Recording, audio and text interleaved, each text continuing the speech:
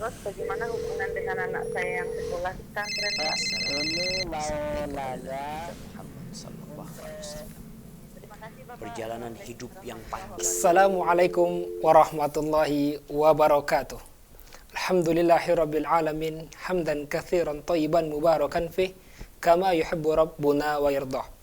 Pemirsa Fatwa TV dan pendengar radio dimanapun Anda berada, ahlan wa sahlan wa marhaban bikum. Kembali kita bersyukur kepada Allah Subhanahu wa taala yang mempertemukan kita kembali di acara di program live interaktif konsultasi keluarga bersama guru kita Ustadz Dr. Syafiq Riza Basalamah hafizahullah taala. Dan pada kesempatan ini telah ada bersama kita sapa terlebih dahulu. Assalamualaikum Ustadz. Waalaikumsalam warahmatullahi wabarakatuh. Ahlan wa sahlan. Ahlan bikum ya Ustadzuna, kaifa halukum ya Ustadz? Alhamdulillah bikhair. Kembali sampai di studio kita ini Ustaz. Alhamdulillah. Udah lama kita nggak kesini nih. Jazakumullah khairan Ustaz. Mungkin setelah ini 1 jam ke depan untuk menjawab pertanyaan telah masuk mungkin Ustaz ya. Siap. Baik. Pemirsa Fatwa TV, alhamdulillah Ustaz, kita siap insyaallah sebentar lagi menjawab pertanyaan telah masuk dan juga yang ingin bertanya langsung. Dan kita informasikan bahwasanya acara live interaktif ini juga dirilis oleh radio anggota televisi, diantaranya Radio Mas FM Solo, Radio Hang FM Batam, Radio Tuah FM Riau, juga Radio Al Hikmah Banyuwangi, kemudian Radio MD FM Probolinggo, lantas Radio Amuba Pangkal Pinang.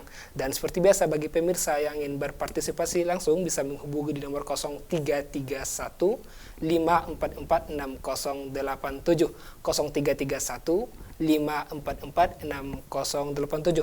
Dan memasuki sesi pertama pada kesempatan ini kita minta Ustadz kita untuk menyampaikan nasihat pembuka pada kesempatan ini kepada Ustadz. Dipersilakan. Masya Allah. Pada Ustadz. Jazakallah khair. Hayakumullah Ustadz.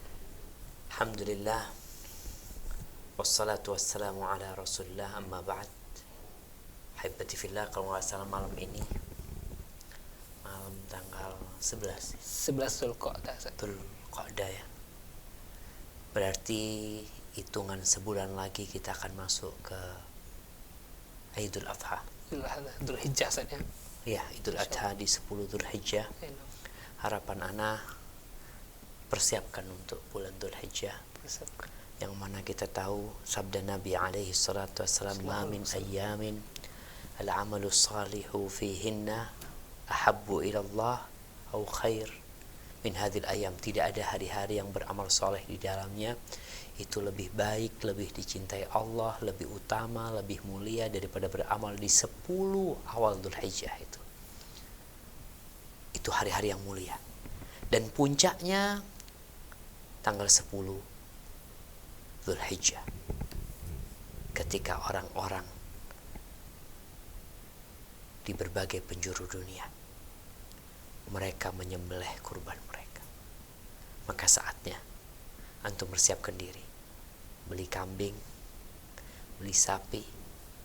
Kadangkala antum beli motor harganya puluhan juta, beli kambing harga 2 juta nggak mampu, beli mobil harga ratusan juta, beli sapi harga 20 juta nggak mampu. Kenapa? Karena jalan menuju surga itu penuh dengan perjuangan. Sedangkan kehidupan dunia ini banyak menggoda kita sehingga kita banyak menghamburkan uang di tempat-tempat yang tidak berguna.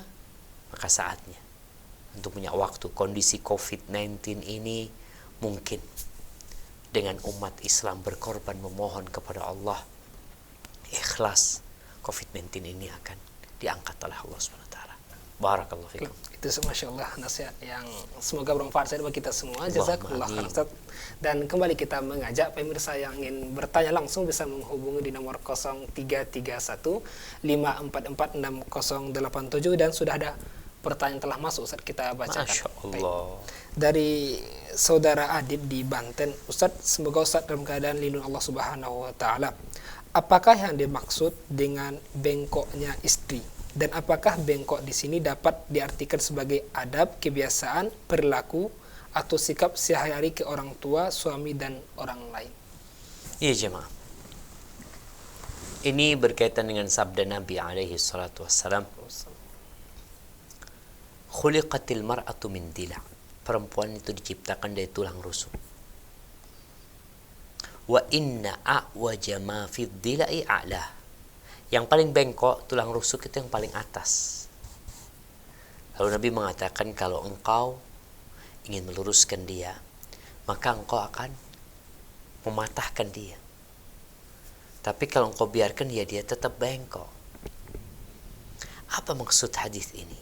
Apanya yang bengkok? Jadi tabiat wanita itu berbeda dengan tabiat laki-laki. Kalau kita mau melihat hasil riset lembaga-lembaga non-muslim yang berkaitan dengan tabiat wanita, mereka menyebutkan hal itu. Kita nggak percaya sejatinya kecuali dengan apa yang Allah firmankan, apa yang Nabi SAW sabdakan. Tapi hasil riset ini membuktikan. Kita itu yang lebih kita percaya kalau memang Nabi mengatakan itu kita percaya. Mau hasil riset mendukung atau tidak mendukung nggak ada urusan sama mereka. Karena hasil penelitian manusia itu berubah-ubah. Yang sekarang dikatakan A, mungkin nanti 50 tahun ke depan mereka buat riset lagi membantah riset yang pertama. Tapi memang secara psikolog, secara tabiat, secara akal, wanita tuh berbeda. Dia tuh bengkok. Dia lebih mengutamakan perasaannya daripada akalnya. Itu wanita. Dia sering lupa. Kasih tahu sekali, iya, nanti ngulangin lagi. Perempuan itu lebih mudah mengingat luka daripada suka. Yang kata Nabi SAW, kalau engkau berbuat baik kepada perempuan itu 1 tahun, full engkau berbuat baik. Lalu sekali engkau melakukan kesalahan, apa kata dia? Perempuan itu akan mengatakan, ma ra'aitu minka khairan qat, aku gak pernah lihat engkau menyenangkan hatiku. Dia lupa. Ketika ada masalah sama suami, apa yang dilakukan wanita? Dia mau pulang, dia mau kabur, mau kemana-mana. Sehingga hak cerai di tangan laki-laki, bukan di tangan wanita. Jadi kebiasaan-kebiasaan dan perilaku perempuan ini yang memang ada di wanita. Tugas suami adalah menyikapi wanita itu dengan cara yang baik, bersabar. Tahu kalau dia bengkok. Fastamti wa fihinnal iwaj. Hendaklah engkau bersenang-senang sama dia dalam kondisi engkau tahu dia itu ada kebengkokan dirinya. Seperti itu. Masya Allah, jazakumullah khairan Ustaz. Itu belum tahu ya, bengkok. Saya mewakili pertanyaan dan sekarang lebih tahu lebih detail. Lebih tahu lagi. Nanti antum kalau nikah antum harus sabar. Lihat perempuan itu gimana. Karena kadang kala kita itu maunya, lulusan pesantren insya Allah. Tetap lulusan pesantren bengkok. Tetap bengkok. Nah, apalagi kalau antum dapat orang yang nggak ngerti agama. Yang ngerti agama tabiatnya bengkok. Tapi dengan dia belajar agama, mungkin dia bisa meredam amarahnya, dia bisa mengarahkan emosi dia. Maka Nabi SAW kan ngasih tahu, kalau engkau ingin hidup berbahagia, beruntung dalam kehidupan ini, fadfar bidzatid, cari yang agamanya baik. Paling enggak itu akan menjadi pengontrol dia. Jadi sikap-sikap dia yang tetap adalah istri Nabi juga seperti itu tetap. Gimana kalau dia nggak punya pegangan agama gitu, yang kadang-kala ada perempuan yang jadi kurang ajar sama suaminya, sama orang tuanya.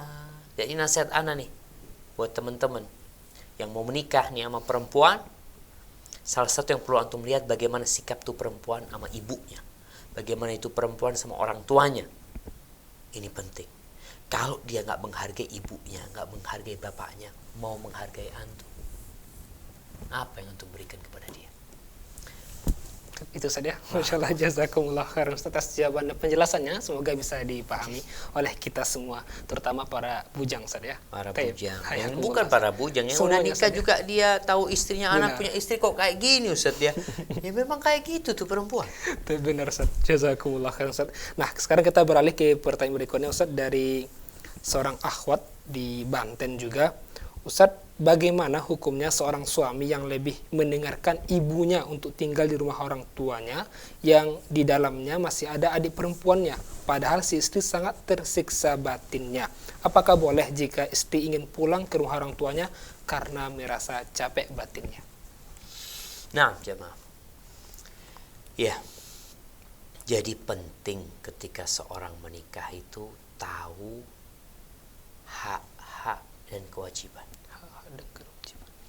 dia sebagai seorang istri, dia tahu dengan kewajiban dia. Seorang suami, dia tahu sama kewajiban dia. Ketika mereka tahu, bukan pengetahuan ini digunakan untuk saling nuntut. Orang kadang-kala kalau sudah saling nuntut, ya dia sulit mendapatkan kebahagiaan di sana. Tapi kalau mereka saling menggugurkan kewajiban mereka, ya Anda tahu, menggugurkan hak mereka ya. Perempuan, nih para suami tahu, perempuan itu punya hak sandang, pangan, papan. Kau harus penuhin dia. Pakaian, makanan dia, tempat tinggal dia.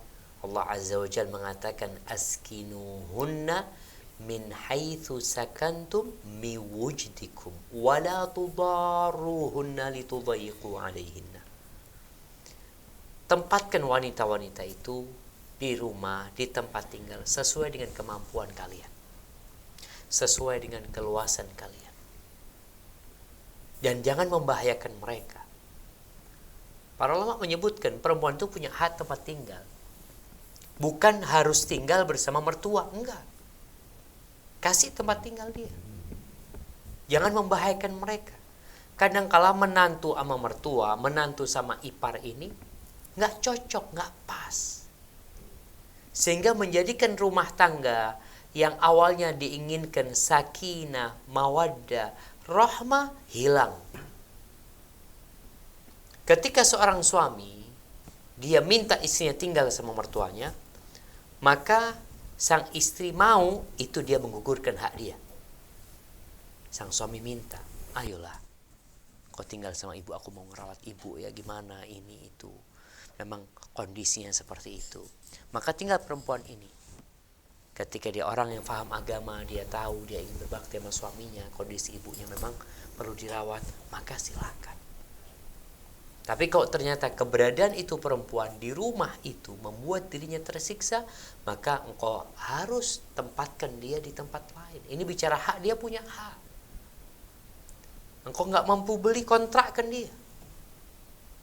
Kontrakkan dekat sama rumahmu. Enggak, anak perlu istri yang merawat ibu anak. Engkau nikah lagi yang kedua, silahkan. Kalau engkau mampu berlaku adil, boleh. Boleh saja. Dan kau syaratkan kepada istrimu, aku mau menikah denganmu dengan catatan kau tinggal sama ibu. Artinya di awal sudah ada persyaratan. Sehingga sang perempuan itu menggugurkan haknya. Oke, kalau gitu nggak apa-apa tinggal sama ibu. Maka di sini suami nggak berdosa ketika dia sudah meminta syarat itu kepada istri.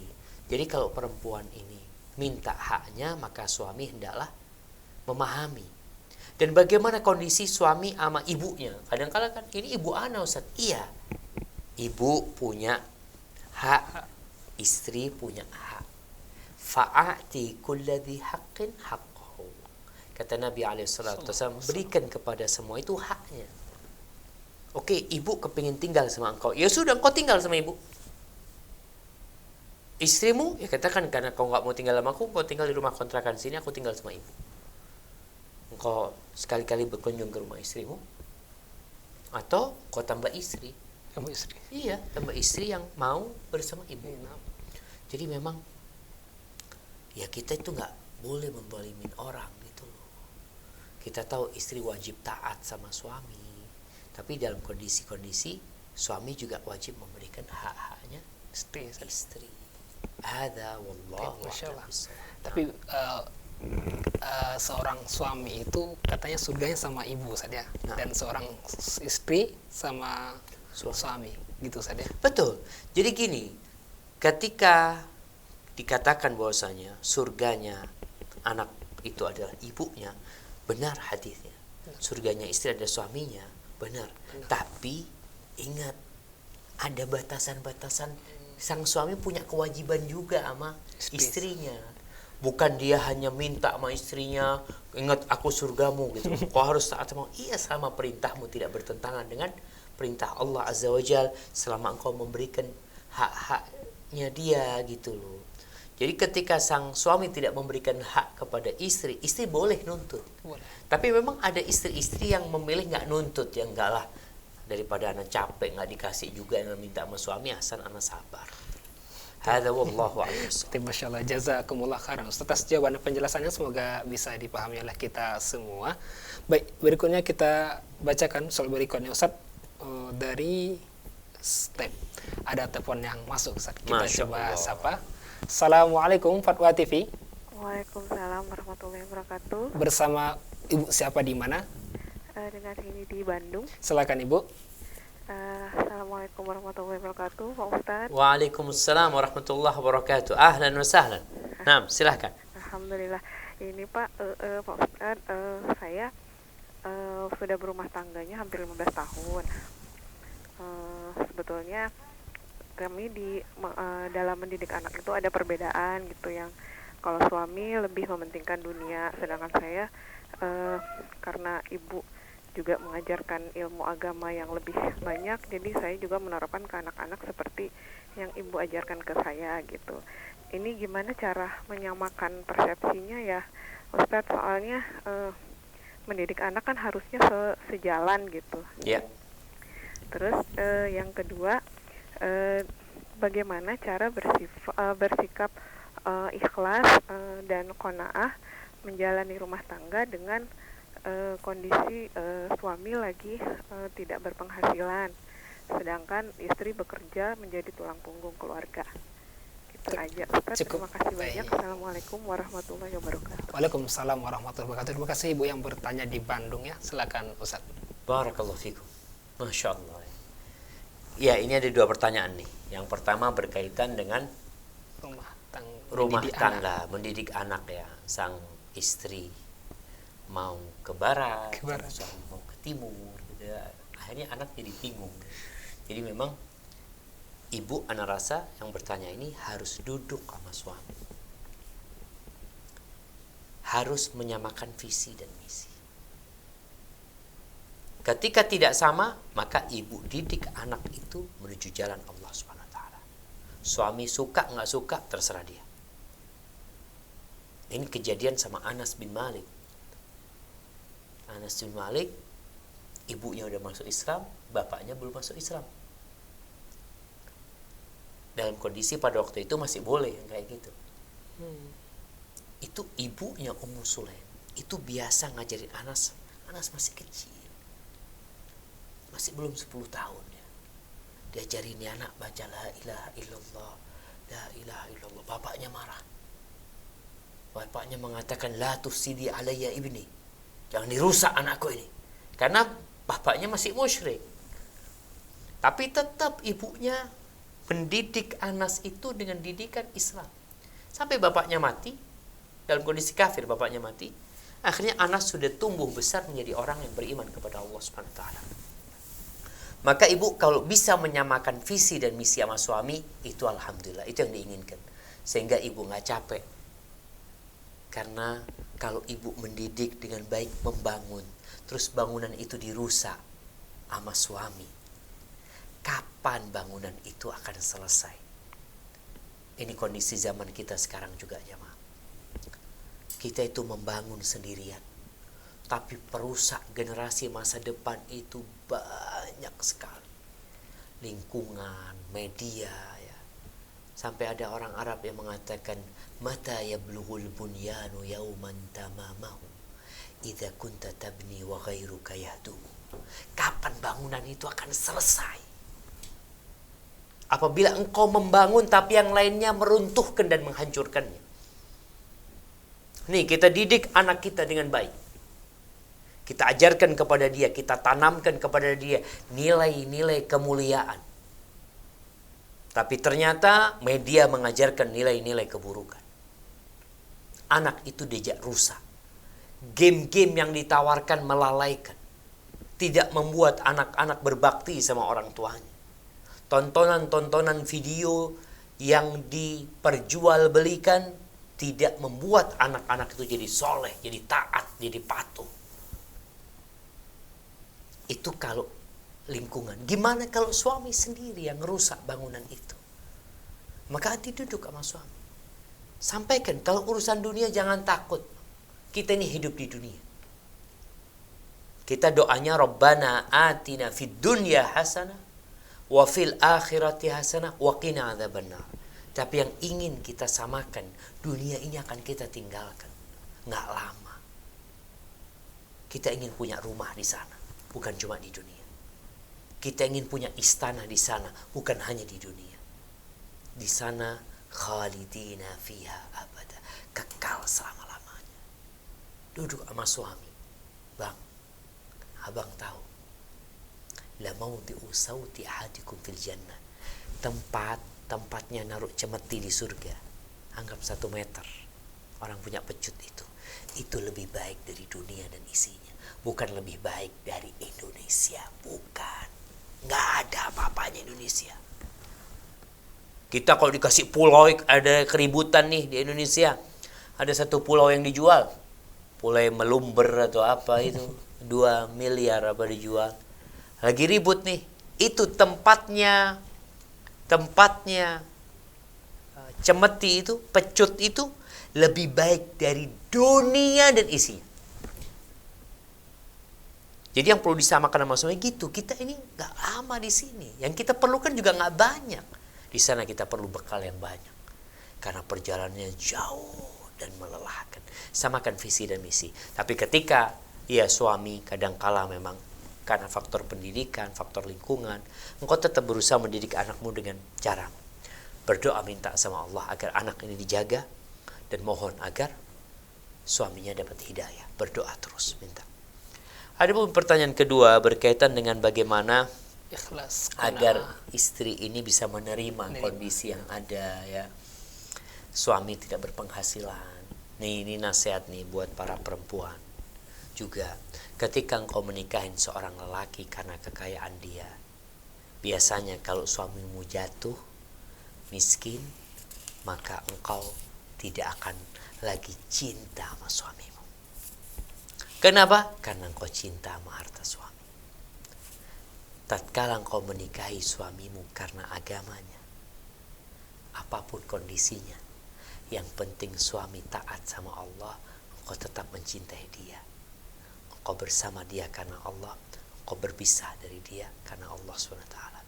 Buat istri-istri yang mungkin terbebani dengan kondisi pandemik sekarang ini, sehingga dia tidak mendapatkan nafkah dari suami dan istri jadi tulang punggung keluarga. Gimana supaya ikhlas?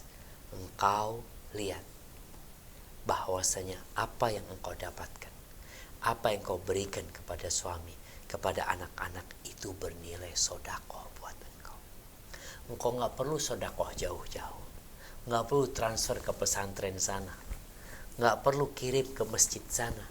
Engkau berikan kepada suamimu, engkau berikan kepada anak-anakmu, asalkan engkau berharap pahala dari Allah Subhanahu wa ta'ala, maka engkau akan mendapatkan pahala tersebut. Dan kita tahu doa malaikat pagi yang tiap pagi turun, dia berdoa mengatakan kepada 2 malaikat turun. Yang satu berdoa mengatakan, Allahumma a'ti munfiqan khalafan. Ya Allah, berikan kepada orang yang suka berinfak itu ganti. Wa'ati mumsikan talafan, berikan kepada mereka yang pelit, yang bakhil itu kebinasaan, kerusakan di hartanya. Maka ketika engkau ingat, ya Allah, engkau keluarkan duit, engkau lelah capek ngurus anak, belum lagi keluarkan duit untuk membiayai kehidupan itu, tenang, Allah melihat, Allah maha tahu, dan Allah akan berikan ganti yang lebih baik. Jaga hatimu, karena sejatinya yang memiliki dunia dan isinya itu Allah Azza wa Jalla. Hada wallahu a'lam bissawab. Terima kasih, jazakumullah khairan. Atas jawaban dan penjelasannya demikian yang bertanya, semoga bisa dipahami. Monggo minum dulu Ustaz. Kembali kita mengajak bagi pemirsa yang ingin berpartisipasi berkaitan dengan konsultasi keluarga bisa menghubungi di nomor 0331 544 6087. Dan kesempatan ini penelpon kayaknya sedikit karena kita lagi proses pemindahan parabola. Oleh karena mungkin tidak ada siaran di televisi, hanya di kanal YouTube dan Facebook. Oleh karena mungkin ini nih. Iya, Ustaz. Masya Allah, keren sekarang kita. Masya Allah. Karena ada pemindahan parabola. Jazakallah khairan, Ustaz. Kita bacakan pertanyaan berikutnya, Ustaz. Tafadhol. Ada pertanyaan dari seorang akhwat juga dari Kalimantan Tengah. Ustaz, bagaimana hukumnya? Kalimantan Tengah itu di mana? Di sini sebutkan provinsi saja, Ustaz. Provinsi. Nah. Nah, tafadhal. Baik, Ustaz, bagaimana hukumnya mengadopsi anak hasil zina? Karena ada rasa takut anak itu dibunuh orang tuanya setelah lahirnya. Karena memang hal itu pernah terjadi sekali di kampung tersebut. Bagaimana hukumnya memakan makanan yang kedua? Bagaimana hukum? Satu dulu lah. Taib, satu. Nah, satu dulu jemaah. Taib, Ustaz. Taib, berkaitan dengan mengadopsi anak zina. Yang pertama, Ana ingin jelaskan, dalam Islam itu nggak ada adopsi. Adopsi dalam maksud anak itu diangkat menjadi anak milik si pengadopsi. Artinya anak itu dinasabkan kepada yang mengadopsi. Dalam Islam nggak ada. Allah mengatakan ud'uuhum li'abaihim huwa aqsatu 'inda Allah. Fa in lam ta'lamu aba'ahum fa ikhwanukum fid din. Panggillah anak-anak itu dengan nama bapak-bapak mereka. Kalau kalian nggak tahu sama bapak mereka, maka dia anak saudara kalian. Bukan anak kalian. Saudara kalian dan anak saudara kalian. Maka kondisi kita tahu bahwa anak hasil zina, anak itu tidak punya dosa. Mau anak orang Islam, mau anak orang Nasrani, mau anak orang Yahudi, kata Nabi alaihi salatu wassalam, kullu mauludin yuladu alal fitrah. Semua anak yang dilahirkan itu dilahirkan di atas fitrah, di atas tauhid. Semua anak. Fa abawahu yuhawidanihi au yunassiranihi au yumajjisanihi.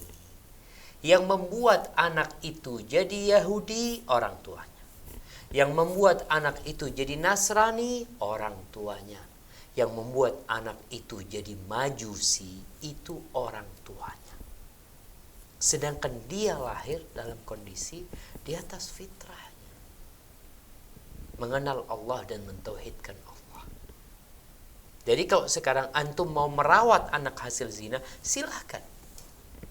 Diambil, dirawat itu anak. Itu anak gak punya dosa. Tapi ingat, dia bukan anak antum. Antum didik dia. Setelah besar, setelah dia bisa memahami, kenalkan dia sama ibunya. Ini loh ibu. Karena bagaimanapun, dia punya ibu yang dia wajib berbakti sama ibu. Oke, mungkin engkau mengatakan ibunya pezina dulu dan bisa jadi dia bertobat. Bagaimana di masa Nabi SAW tatkala ada seorang wanita yang hamil dari hasil zina. Anaknya diapain sama Nabi SAW? Dipelihara? Dipelihara. Nabi menyuruh kepada keluarganya itu perempuan untuk memelihara itu anak. Bukan dibuang itu anak. Nabi memerintahkan kepada perempuan tersebut yang pertama agar dia menanti sampai lahir. Setelah lahir disusui, setelah itu baru dia datang kembali, kemudian dia dirajam. Dan dia menebus kesalahan dia. Dan dia telah bertobat dengan taubatan nasuha. Maka nasihat anak, ambil anak tersebut, berikan nasihat kepada ibunya untuk bertobat kepada Allah Subhanahu wa taala. Hadza wallahu a'lam. Jazakumullah khairan. Atas jawabannya, penjelasannya, demikian yang bertanya, semoga bisa dipahami. Soal berikutnya kita bacakan soal dari seorang akhwat juga di Jawa Timur. Ustaz, sewaktu menikah dulu tidak pakai hijab dan ada album foto pernikahan, ingin saya hancurkan foto-foto itu, tapi suami gak izinkan. Album sudah saya taruh dalam lemari, tapi khawatirnya ketika meninggal masih belum dihancurkan. Nah, iya jemaah, begini. Orang itu kadangkala ingin kenang-kenangan. Tapi kalau kenang-kenangan itu dosa, masa mau dikenang itu dosa? Seharusnya dihilangkan. Maka tinggal anti, kalau memang album itu ya suami belum memberikan izin untuk dihancurkan, disimpan, anti tulis wasiat nantinya. Tulis wasiat kepada anak-anak, kalau ibu meninggal, ibu pesan ini ditiadakan. Karena sejatinya kalau yang ngelihat itu mungkin mahramnya nggak ada masalah. Tapi kan ditakutkan yang ngelihat itu orang lain. Kalau yang ngelihat itu umpamanya keponakannya, bapaknya, oke. Tapi kalau yang melihat itu yang dikatakan tadi, orang-orang yang tidak ada hubungan darah, yang bukan mahram, maka Ana rasa anti perlu memohon sama suami. Tapi kalau enggak, suami mungkin menyimpannya dalam album, ya sudah disimpan di sana di lemari, tulis wasiat, atau kalau bisa taruh di lemari sana yang dalam jangka waktu tertentu dia akan hancur. Ada tuh dikasih bahan-bahan apa,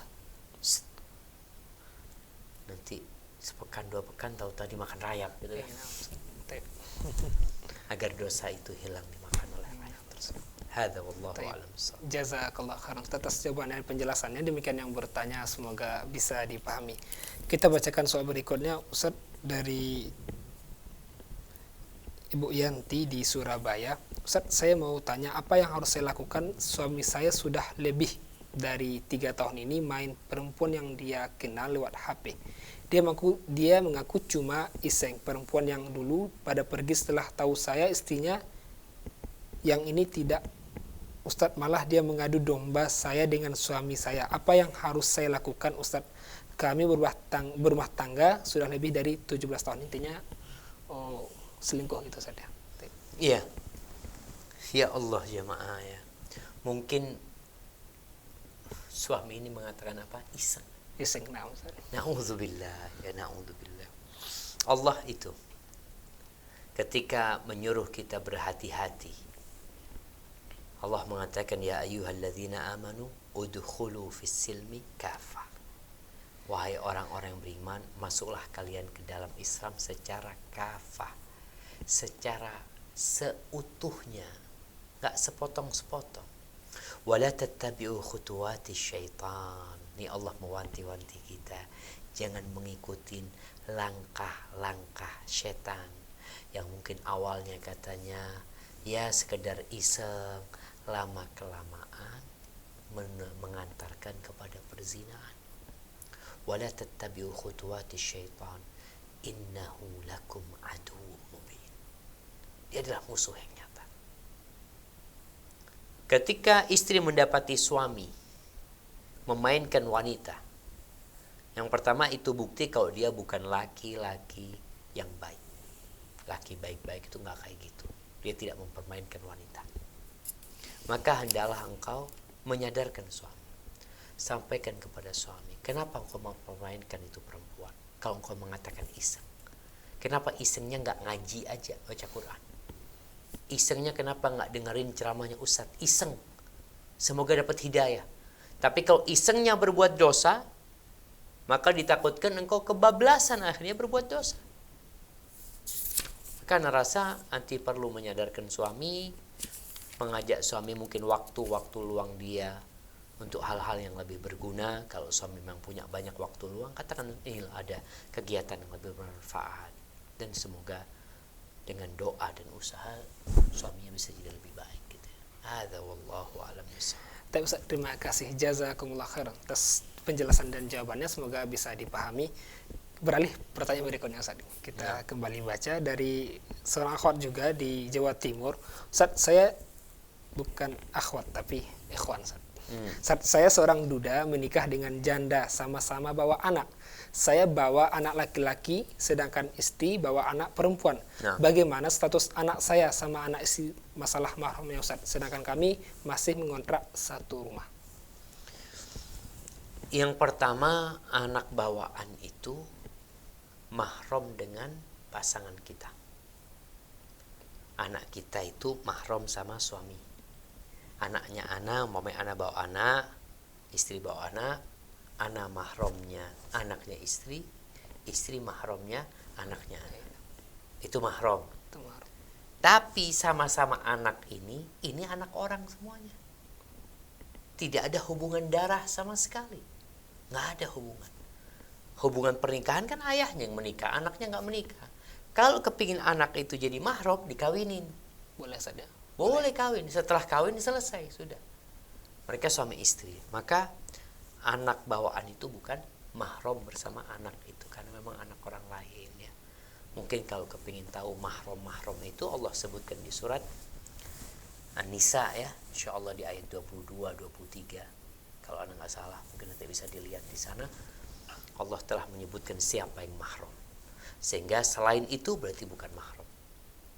Wa rabaibukumul lati fi hujurikum min nisaikumul lati dakhaltum bihinna. Jadi anak-anaknya istri itu adalah mahram sama suami, dengan catatan suami sudah masuk sama ibunya gitu. Jadi mereka mahram. Hadza wallahu a'lam. Baik Ustaz, jazakumullah khairan atas jawaban dan penjelasannya. Demikian yang bertanya, semoga bisa dipahami. Ya, baik, kita kembali mengajak pemirsa dan pendengar radio dimanapun berada untuk partisipasinya bisa menghubungi di nomor 0331544607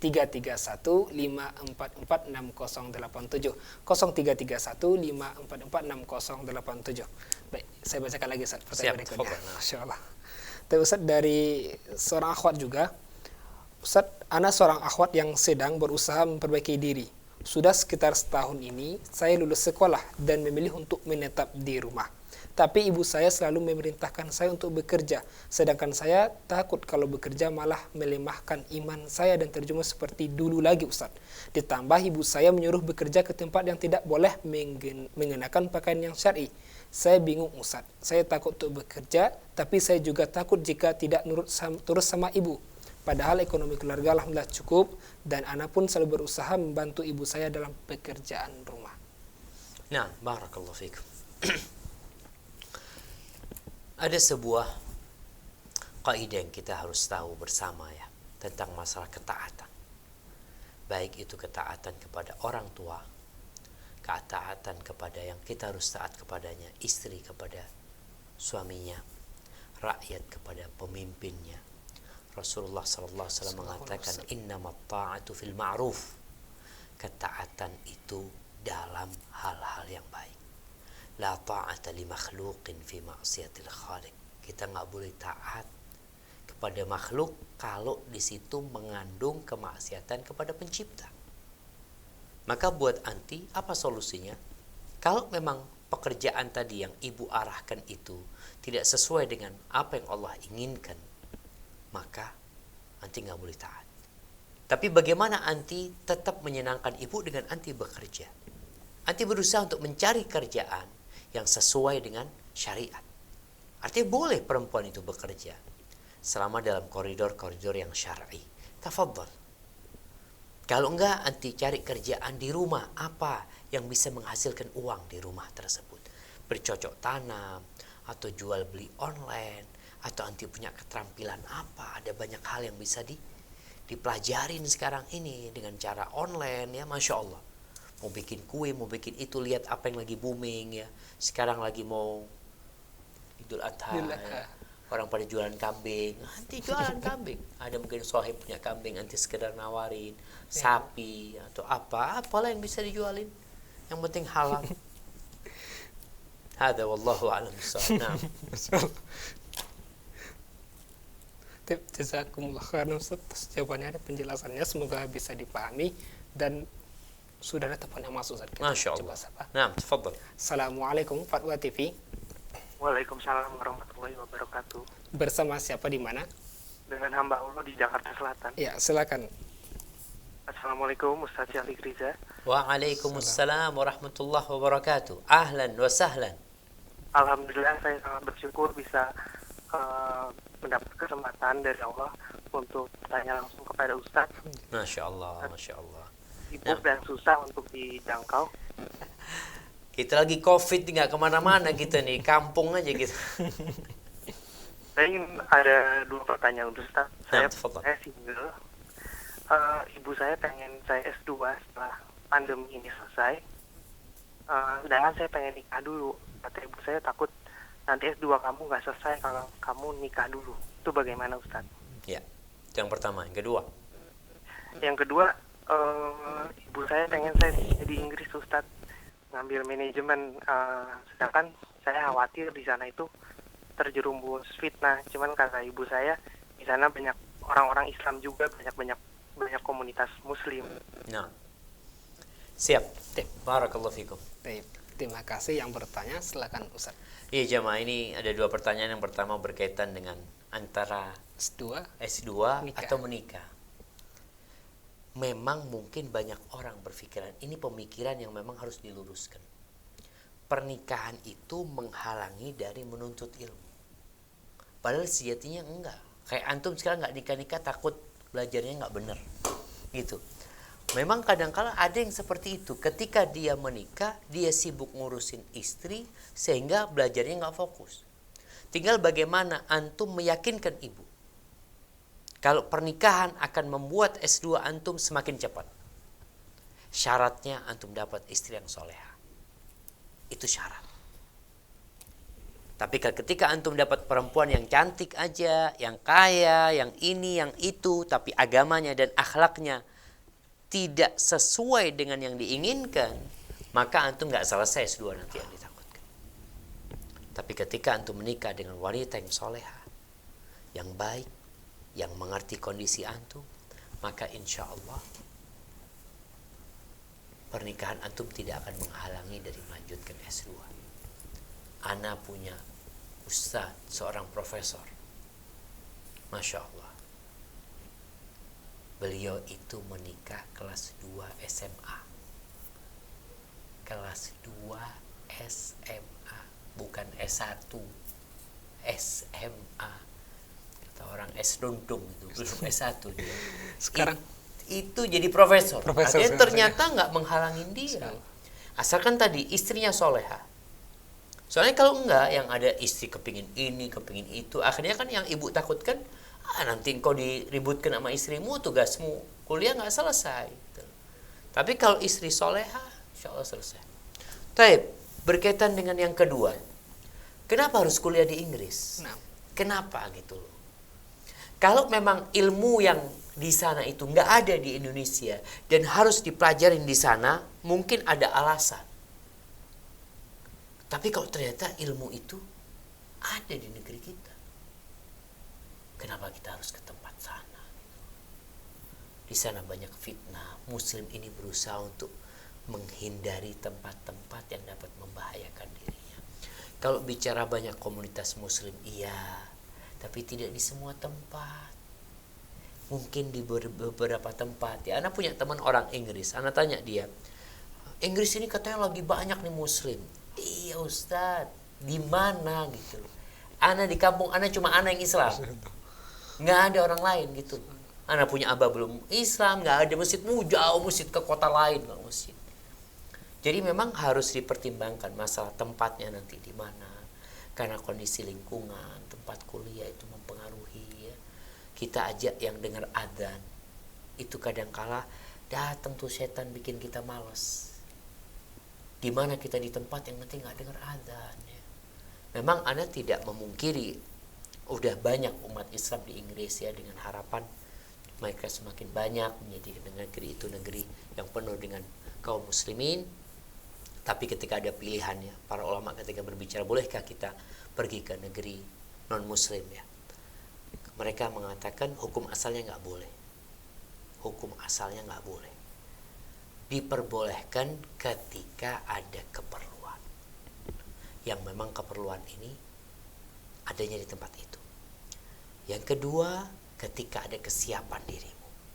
Kalau ada keperluan di sana tapi bisa membahayakan dirimu, menyelamatkan iman, itu lebih diutamakan daripada menyelamatkan perutmu. Kita bisa lihat kenapa sahabat hijrah dari kota Mekah ke kota Madinah. Kalau bicara ekonomi, mereka meninggalkan tempat ekonomi mereka, tempat rumah mereka, usaha mereka, ke negeri yang mereka nggak tahu mau makan apa di sana. Tapi kata Allah, "Waman yuhajir fi sabilillah yajid lahu fil ardi muragaman katsira wasa." Yang berhijrah di jalan Allah, maka Allah akan kasih, dia akan mendapatkan ya keluasan-keluasan ya, kemudahan ada banyak yang Allah sediakan. Itu janji Allah.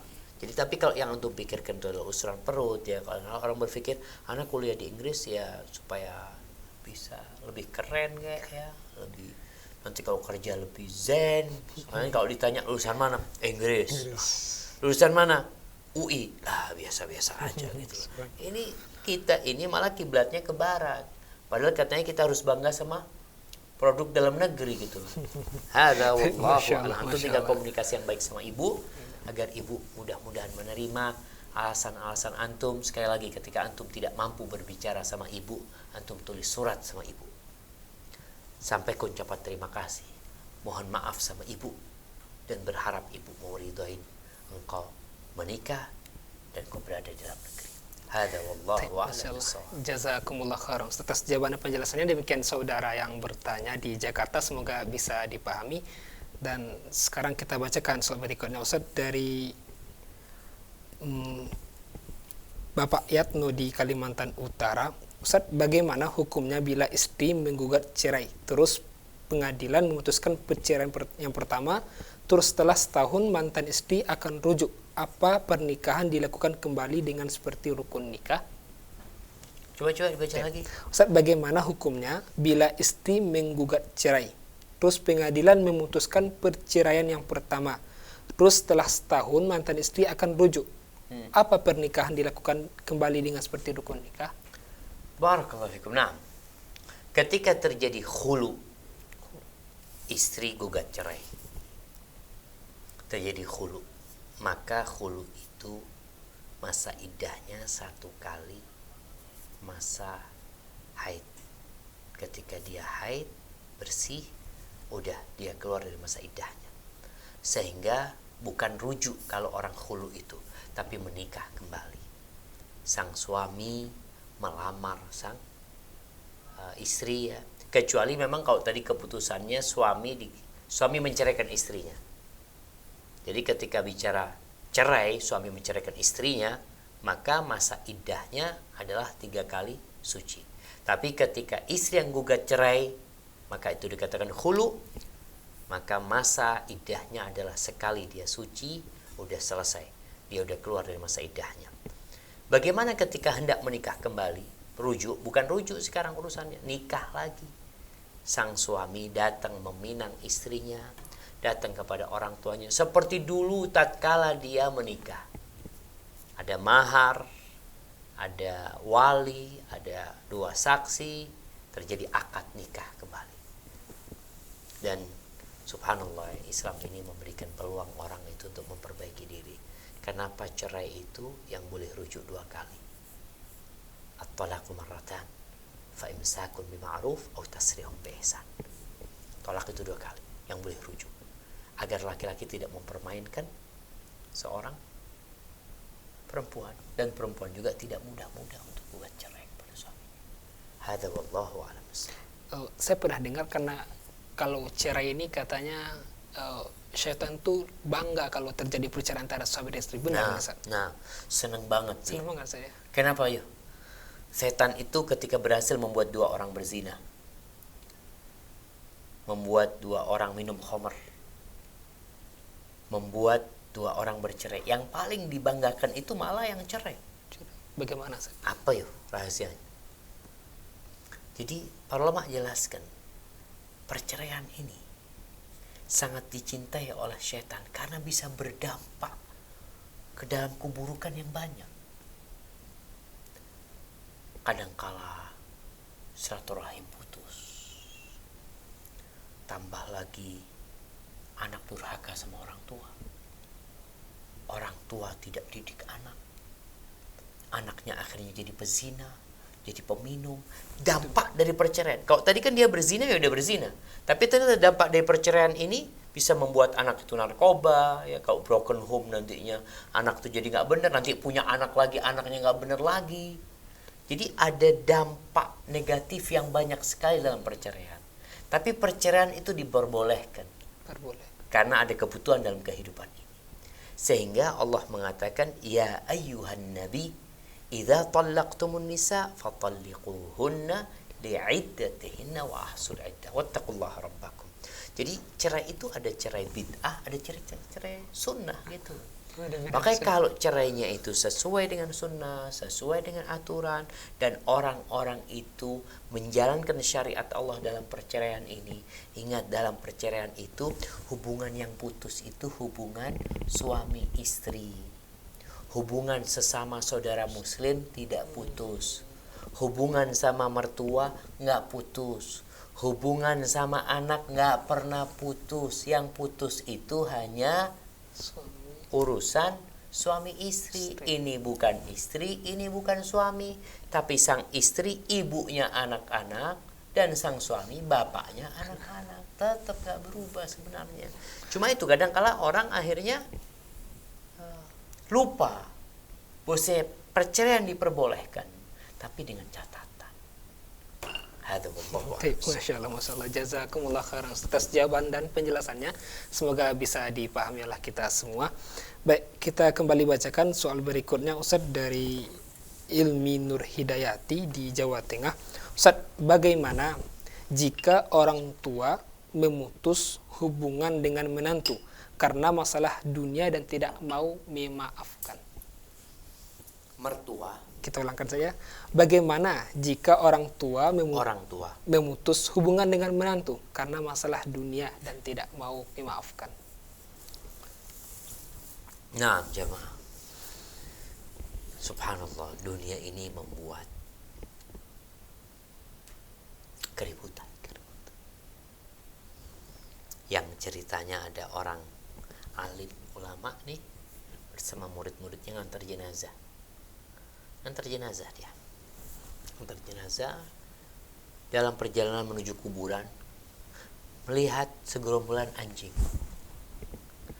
yang sedang bermain ya, main-main. Ini berbahagia banget tuh anjing, satu keluarga nih. Pulang dari kuburan, lewat lagi tuh anjing. Tapi ternyata sudah ada yang buang bangkai sama mereka. Anjing itu ribut. Yang ini gonggongin ini, yang ini gigit ini. Yang tadi bermain-main, yang tadi bergembira, gara-gara ada bangkai, ribut, persaudaraan putus ya. Suka mereka jadi duka, mereka saling menyerang. Subhanallah. Alim ulama itu mengatakan, seperti itu dunia. Ketika kalian tidak punya dunia, kalian saling mencintai. Ketika nggak ada yang diributin, ya Allah. Tapi ketika ada dunia, ada fulus, wow, saling gigit tuh. Itu yang terjadi dengan kita jemaah. Jadi Nabi SAW mengatakan, ittaqud dunya wattaqun nisa.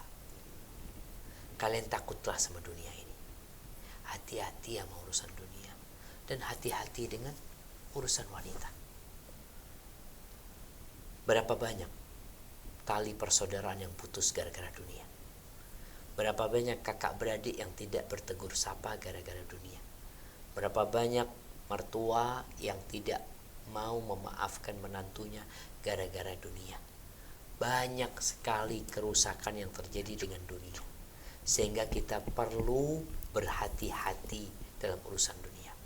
Apa yang harus dilakukan seorang menantu yang tidak dimaafkan? Sama mertuanya kan, berarti kan sama mertuanya nggak dimaafin sama mertuanya. Dalam urusan dunia mertua nggak mau negur ya, dia sabar. Nih menantu sabar, tetap dia berusaha berbuat baik sama mertuanya, dia doakan mertuanya, dia jaga hati mertuanya, karena urusan dunia ini memang menakutkan. Sabar. Ada orang tua yang diuji sama anaknya. Ada anak yang diuji oleh orang tuanya. Ada suami yang diuji sama istrinya. Ada istri yang diuji sama suaminya. Kita ngeliat tuh perjalanan hidup manusia, sejarah bagaimana Nabi Ibrahim diuji sama bapaknya. Bagaimana Nabi Lut diuji sama istrinya. Bagaimana Nabi Nuh alaihissalam diuji sama anaknya. Ujian itu ada gitu loh. Bagaimana kita menyikapi ujian ini? Kita tetap bijak.